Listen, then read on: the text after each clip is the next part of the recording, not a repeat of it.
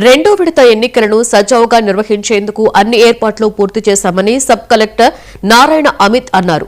నల్గొండ జిల్లా మిర్యాలగూడ డివిజన్లోని distribution centres ను ఆయన పరిశీలించారు. అధికారులకు, సిబ్బందికి పలు సూచనలు చేశారు. ఎన్నికల విధుల్లో పాల్గొనే సిబ్బందికి ఇప్పటికే శిక్షణ పూర్తి చేశామని తెలిపారు. ప్రతి సమస్యను గుర్తించేందుకు వెబ్ కాస్టింగ్ ద్వారా ఎన్నికలను నిర్వహిస్తున్నామన్నారు. ప్రశాంతమైన వాతావరణంలో ప్రజలు తమ ఓటు హక్కును స్వేచ్ఛగా వినియోగించుకోవాలని సబ్ కలెక్టర్ కోరారు. కూడా ప్లాన్ చేసుకోవడం జరిగింది. 13వ తారీఖు మనకి ఈరోజు దాదాపు 250 జీపీస్ ఎన్నికలకు వెళ్తాయి. Second phase Nalgonda district Miryalaguda డివిజన్లో మనకి ఆల్మోస్ట్ 2000 వార్డ్స్లో కూడా ఎలక్షన్స్ జరగబోతున్నాయి. మనకి దీనికి సంబంధించి ఆల్మోస్ట్ 6000 పోలింగ్ పర్సనల్ 10 మండలాల్లో మనం పిఓస్ కావచ్చు, ఓపీఎస్ కావచ్చు తీసుకోవడం జరిగింది.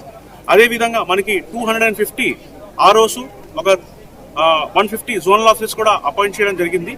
ఫర్దర్గా మన దగ్గర ఆల్మోస్ట్ 1500 పోలీస్ సిబ్బంది కూడా గౌరవనీయ జిల్లా ఎస్పీ గారు ఇక్కడ మనకి కేటాయించారు. అదేవిధంగా ఆర్మ్డ్ రిజర్వ్ ప్లస్ మనకి striking force, quick response teams కూడా మనం ప్లాన్ చేసుకోవడం జరిగింది. సో మనకి ఇప్పుడు చాలా భారీ ఎత్తుగా ఇక్కడ మనం అన్ని ఏర్పాట్లు చేసుకోవడం జరిగింది.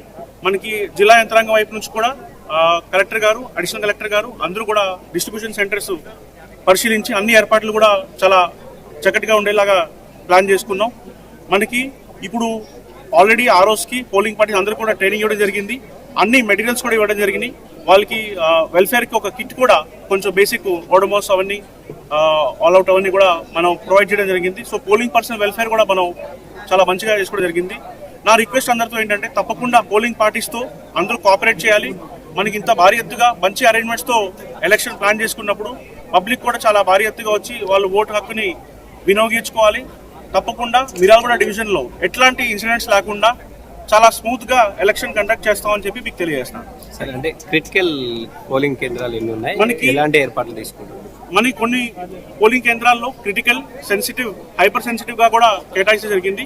మనకి అన్ని పోలింగ్ స్టేషన్స్లో కూడా అన్ని లొకేషన్స్లో కూడా ఈరోజు గవర్నమెంట్ జిల్లా కలెక్టర్ గారి ఆదేశాల మేరకు మనం